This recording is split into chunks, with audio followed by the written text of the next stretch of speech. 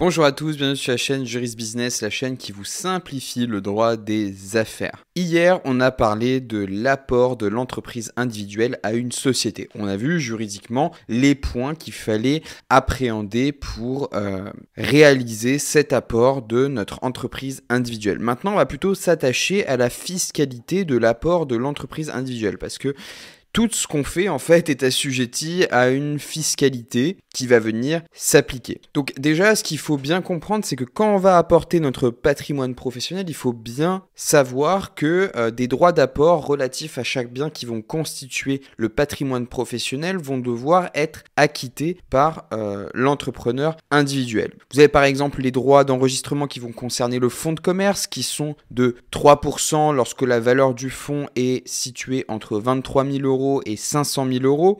Idem pour les immeubles. Vous avez aussi à vous acquitter de droits d'enregistrement spécifiques pour vos immeubles. Je vous invite vraiment à regarder les grilles d'évaluation, ou plutôt les grilles qui vont vous indiquer ces pourcentages, voir si vous êtes redevable ou non de ces droits. Toutefois, notez que vous avez des mécanismes d'exonération qui vont vous permettre de passer outre ces droits. Il faudra quand même faire des déclarations au fisc, et je vous invite toujours et systématiquement, à chaque fois que vous avez quelque chose de très important à faire, de procéder à un rescrit fiscal. C'est-à-dire un rescrit fiscal, qu'est-ce que c'est ?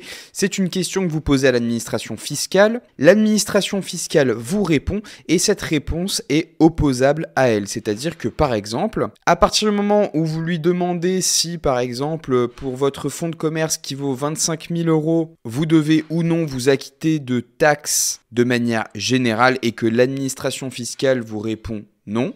Si derrière l'administration fiscale vous dit monsieur, vous étiez dans la tranche entre 23 000 et 500 000 €, pourquoi vous n'avez pas payé de droits d'enregistrement, voilà, pénalité, etc., etc. Vous lui dites, écoutez, au préalable, j'ai posé la question via la procédure du rescrit fiscal. On m'a dit que je ne devais pas m'acquitter de droits d'enregistrement. C'est en réalité de votre faute si je n'ai pas payé ces droits. Donc voilà, sachez-le, cette procédure s'applique à tout. Tout ce qui a trait à la fiscalité, vous pouvez sécuriser une position auprès de l'administration fiscale qui lui sera par la suite opposable. Donc, quoi qu'il en soit, ces mécanismes d'exonération valent pour certains apports en nature. Donc, les apports qui ont une valeur évaluable autre que les apports en capital. Donc, par exemple, l'apport en argent directement dans la société.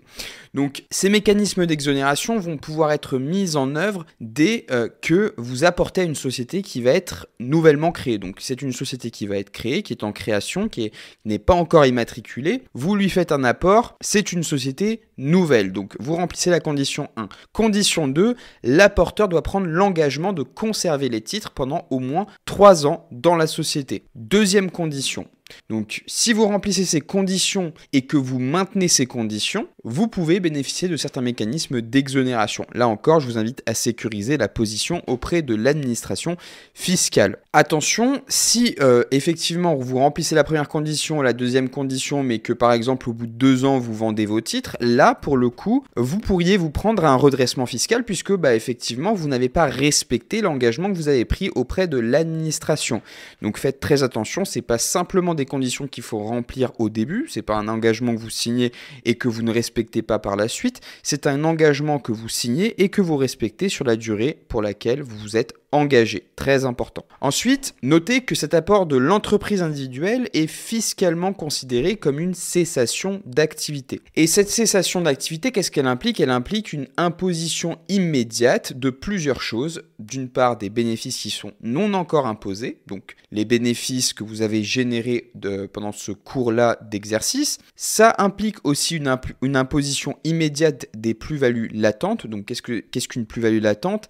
C'est une plus-value qui n'est pas encore réalisée. Donc, par exemple, si je prends un exemple concret, un exemple qui va parler à beaucoup de monde, j'achète du Bitcoin. J'en achète pour 50 €, admettons. Le cours du Bitcoin augmente et baisse. Tant que j'ai pas vendu, j'ai pas réalisé ma plus-value. Par contre, sur mon tableau de bord, je vois que le cours du Bitcoin a grimpé et je vois que si je vends, je peux réaliser par exemple une plus-value de 50 €. Je peux vendre à 100 €. Donc j'aurais misé à la base 50 €, ma plus-value latente est de 50 €. Donc ça veut dire que si je vends, j'ai fait une plus-value de 50 €. Ma mise de départ était de 50, j'ai gagné 50, la plus-value est de 50 €. Tant que j'ai pas fait l'opération de vente, ma plus-value est latente. Elle est là, elle existe, mais elle n'est pas réalisée. C'est aussi le cas pour l'imposition immédiate des plus-values et des bénéfices qui sont en sursis d'imposition, donc pour lesquels on a obtenu un sursis d'imposition. On a invoqué par exemple la pitié du fisc, où on a des mécanismes de report d'imposition qui étaient mis en œuvre, etc. etc.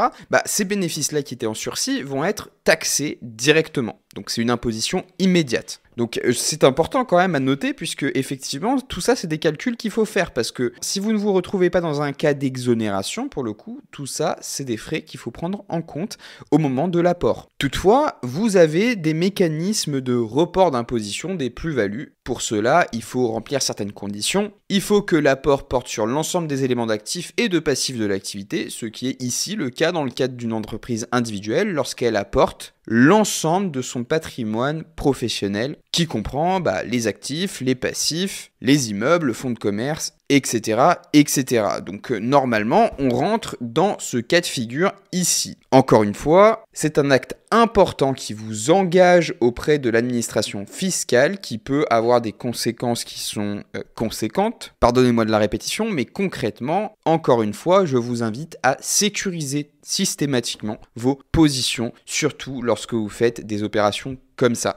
Vous ne faites pas ce genre d'opération tous les 4 matins, vous ne faites pas un apport de votre entreprise individuelle à une société toutes les 3 semaines. Donc prenez vos précautions préalablement, demandez à l'administration si vous êtes sur la bonne route et que vous ne risquez pas par la suite de vous faire taper sur les doigts. Voilà, c'est tout ce que j'ai pour l'apport de l'entreprise individuelle en société en ce qui concerne la fiscalité.